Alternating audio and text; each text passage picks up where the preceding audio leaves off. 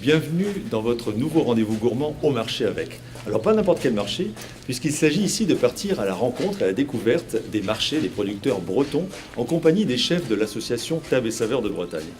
L'un d'entre eux, Sylvain Guillemot, doublement étoilé à l'auberge du Pont d'Assigné, près de Rennes, m'a d'ailleurs donné rendez-vous ici. Nous sommes à Passé, dans les serres de Vincent Bossel, le maraîcher. Vincent Bossel, Sylvain Guillemot, un maraîcher et un chef soucieux de la qualité des produits et soucieux de leur environnement. Quand on va vers un paysan, quand on va vers une exploitation, il y a une volonté d'aller vers des gens qui eux-mêmes ont fait un bout de chemin pour qu'on puisse travailler leurs produits. Le producteur est très important, le client est très important et moi, mon but, c'est de les mettre en connexion. On va aller sur le marché de Sainte-Thérèse, on va se retrouver tout à l'heure. Ok.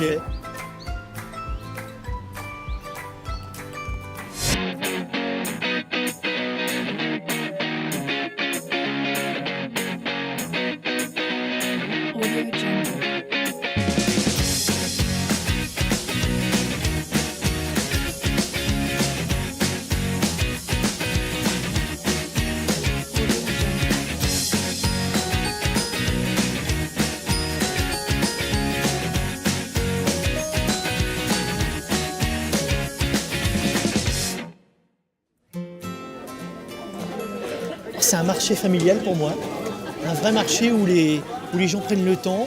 On est dans un quartier, il y a plein de jolis produits et beaucoup de producteurs. Ce qui me plaît aussi dans le marché, c'est qu'on retrouve des produits qu'utilisaient nos grands-parents et qui naturellement n'auront pas la possibilité ou pas le droit de se retrouver sur un étal autre que des petits producteurs. Et voilà, bonjour monsieur.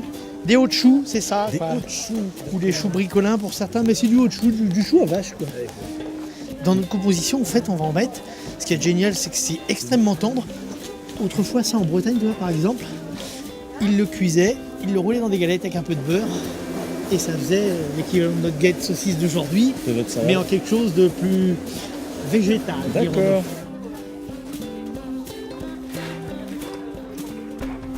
Donc voilà exactement ce que les j'adore. endives. Les endives. Voilà ce que j'adore. On a fait connaissance avec elle tout à l'heure. Ouais, on les retrouve et en là même sur le temps, marché. Voilà, on est sur des produits. Ces petits bonbons, C'est des ça bonbons. J'adore ce C'est des terme. bonbons. À un moment donné, tu vois, tu prends la feuille, Ouais. tu croques. Et là, Juteux. tu te transformes en végétarien. Il n'y a pas d'amertume.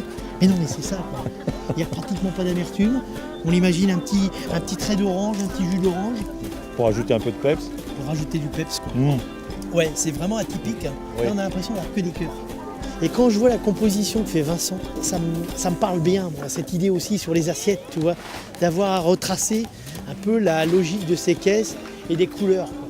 On va récupérer un peu de moule au passage, parce que je sais qu'il y a un endroit là où on fait de la moule de bouchon.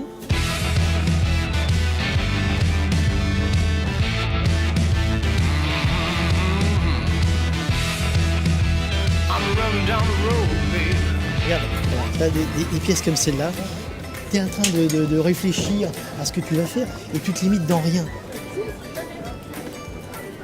Merci, au Bonne revoir. journée. Bonne journée à vous. Tu vois, il y a un rapport dans ces produits, dans ce côté instantané qu'on a de cuisiner. Tu vois. Les produits sont pris et derrière, l'assiette commence à se mettre en place. Quand vous venez dans un restaurant gastronomique, vous devez avoir le sentiment d'être accompagné par des professionnels.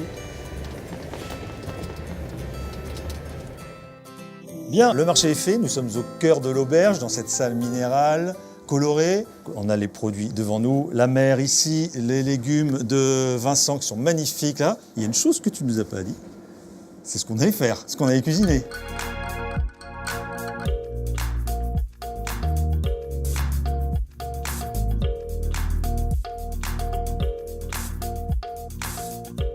On fait une assiette qui va être légumes naturellement, Ouais. agrumes, coquillages. Première des choses, tu vois. Le chou, Ce tu fameux sais, chou. Le chou qu'on a pris ce matin au petit père. Là. Ouais. D'accord. Nos endives, Nos fameux bonbons. nos fameux bonbons. Tu vas comprendre pourquoi bonbons en fait. Donc là, on les a juste mouillés. Hein. Juste mis du jus d'orange dessus, Mmh. gentiment, comme ça. On y va, hein.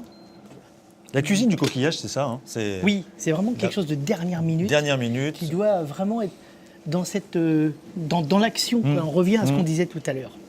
On les dépose, on les retire gentiment. Hop. Nos moules sont ouverts.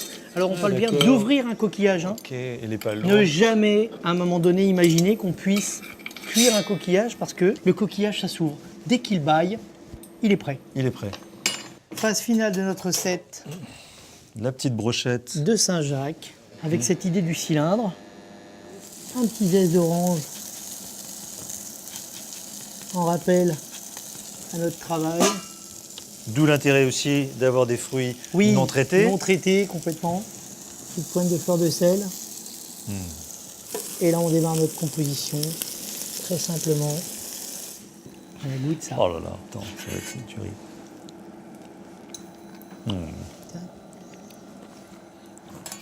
Rien à voir avec les endives classiques qu'on connaît. Alors, Donc j'aime là, bien en c'est plus pas- cette idée que le côté agrumes, là, ils viennent les lécher. Et quand on va déguster tout à l'heure, voilà, ça va être là, on revient à notre idée de bonbons. Mais il y a un peu de salé, il y a un petit peu d'anisé avec ce fenouil qui vient vraiment amener aussi ces rapports-là. Et puis, à un moment donné, bam, on tombe sur cette endive, juste confite. On est sur un sucré salé, mais un sucré marin, je dirais presque. L'instant, la spontanéité, cette espèce d'idée que le marché est déjà en soi un vrai plat, une vraie assiette. Charge à nous de savoir comment on va la combiner, Ouais. qu'est-ce qu'on va y apporter, quelles sont les saveurs qu'on va renforcer, celles qu'on va peut-être à un moment donné atténuer ou venir soulager, je dirais. Voilà, c'est cette idée que l'endive est un très beau produit et qu'en sucré salé, en sucré marin, comme je le disais, c'est intéressant. Donc voilà, une espèce de composition. Bon, merci Sylvain. Merci franchement pour cette balade gourmande en pays rennais, en pays légumier. Tu nous as concocté une assiette merveilleuse qui marie habilement la mer et la terre. Merci à vous d'avoir assisté à cette première émission. Vous pouvez retrouver cette recette sur le site tableetsaveursdebretagne.com. Et je vous donne d'ores et déjà rendez-vous pour un autre numéro à Saint-Malo avec un chef que tu connais bien, Luc Maubillan, au Saint-Placide. Canavo!